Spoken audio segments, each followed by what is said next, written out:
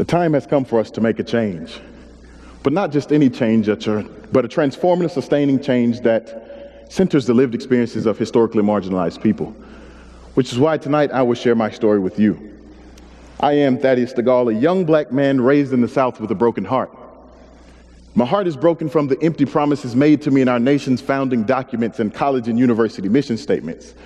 Promises that would guarantee me life, liberty, the pursuit of happiness, and a safe and inclusive educational experience. Analyzing the current state of affairs, I've come to the realization that these promises are in fact empty and that they're waiting to be fulfilled. So how do we fulfill these promises? It's a great question.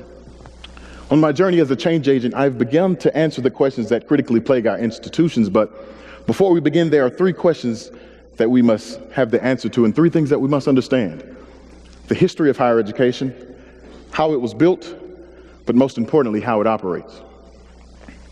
Higher education is a microcosm of the society in which we live, therefore suffering from the same disease that bell hooks and titles and peerless, white supremacist, capitalist, heteropatriarchy. A microcosm is a community, place, or idea that is regarded as encapsulating in miniature the characteristic qualities of something much larger.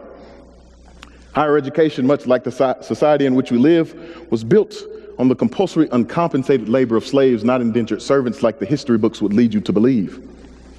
This uncompensated labor funded the start of higher education in the United States, and brick by brick, slaves built our first colleges. Interestingly enough, the same slaves that built many of our prestigious buildings and institutions like the White House, Harvard, Princeton, and Yale had children. Their children had children who had children, and those very children are the students sitting next to you in your introductory writing and history courses. These are the same students experiencing microaggressions and personal attacks on a daily basis. These microaggressions may include, "Oh, you're pretty smart and articulate for a black person," or "Where are you really from?" So now we have an understanding of the beginnings and the foundation of higher education. It's important for us to understand how it operates. Bowman and Dill, two leaders in education and leadership, assert that organizations were created to serve the human need rather than the inverse. They also assert that organizations and people need each other. Organizations need ideas, talent, and energy, and people need careers, salaries, and resources. Simply put, people come together to create organizations that meet the needs of people. The United States Constitution begins, "We the people of the United States, in order to form a more perfect union, establish justice, and ensure domestic tranquility." This clause is important as it establishes the United States as an organization created by the people to meet the needs of the people. Later on in the document, you will find the clause, "All men are created equal." This clause is as important as it applies to all men, women, children, and those not conforming to the gender binary. It also implies that the United States of America, an organization created by the people to meet the needs of the people, will do all that it can in its power to uphold the promises made into this document. Many college and university mission statements resemble this infamous clause. Many universities vow to be an inclusive academic community that will work on behalf of all citizens, yet we have found this not to be the case. In a large campus climate study completed by a large leading research institution, 1 in 4 students reported experiencing exclusion on campus. Their three major concerns were that 1, there were no channels by which to report discrimination, 2, faculty and staff biases based on identity, and 3, lack of institutional and administrative commitment to promoting understanding and respect. In my own research around student identity development, students have identified that the classroom is the most oppressive space on campus. This is why it's important for us to understand why we have university mission statements. And that's to hold our institutions accountable for who they committed to be and how they committed to serve their students, albeit ever diversifying. So far we have established that college and university mission statements are empty promises waiting to be fulfilled.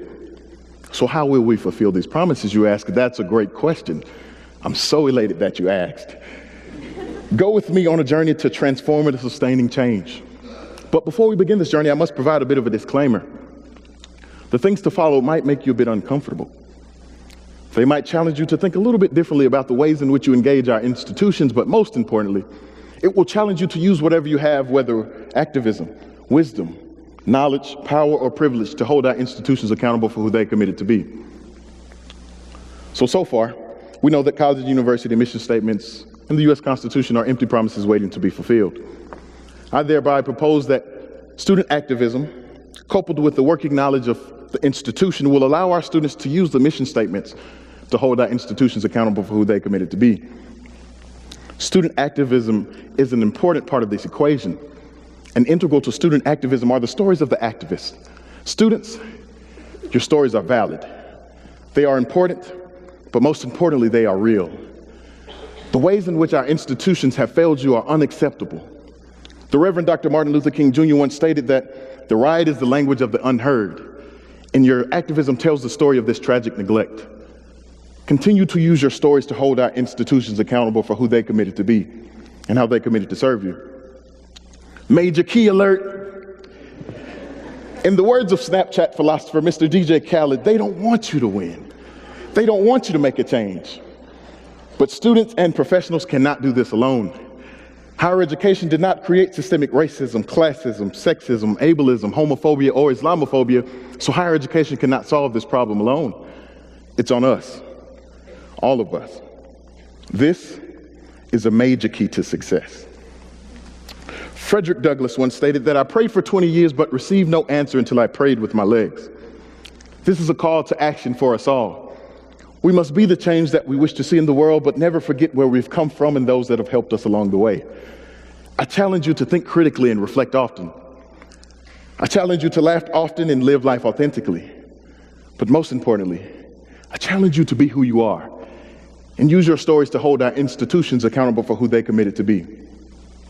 As an educator, I like to model what I expect from my students, so being true to who I am tonight, I will share a piece of my story with you in the form of spoken word. One day I was walking with God. Can you believe it? I was walking with God, and as we walked, I drowned in his wisdom and basked in his glory, but yet my heart was troubled and my soul was lost. So it was then that I asked him, God, why did you make me black? I know that you made my skin dark and lovely, yet built for it, tough, running deep like a Chevy to withstand the wiles of the devil, but you never told me that it would be so hard. You never told me that he would come shaped like a Coke bottle in that exotic form of a woman that calls herself the truth. You never told me that he would come cloaked in a white sheet and pointed pillowcase. You failed to tell me that it'd be okay for me to die because I was that one lonely teen walking the streets of Sanford, Florida, while carrying Skittles and drinking an Arizona tea. But God, why did you fail to tell me that he'd be that very one denying me the job that I was more qualified to do than the one standing behind the counter denying me what's rightfully mine, my 40 acres and a mule? But as I flip through your word, I do recall your Holy Spirit coming upon me and letting me know that he would come like a thief in the night, but I stand firmly grounded and rooted in this firm foundation that you've laid even before the beginning of the world, utilizing the gifts that you've given me to bless your people. So I ask you, God, why did you make me black? He chuckles and says, well, my son, why do you think that you're gifted, intelligent, and resilient?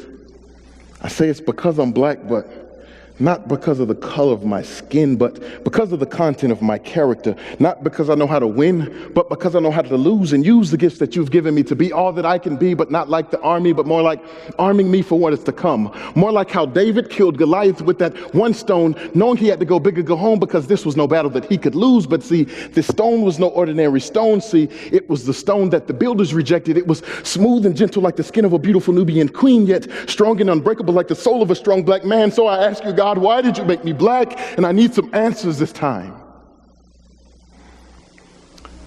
He says, well, my son, for thousands of years, black has been used to describe the unknown. And much like me, the depth of your intelligence and the power and might that lies in your hands are limitless. And they fear what they can't understand. So, in essence, my son, I made you in my image.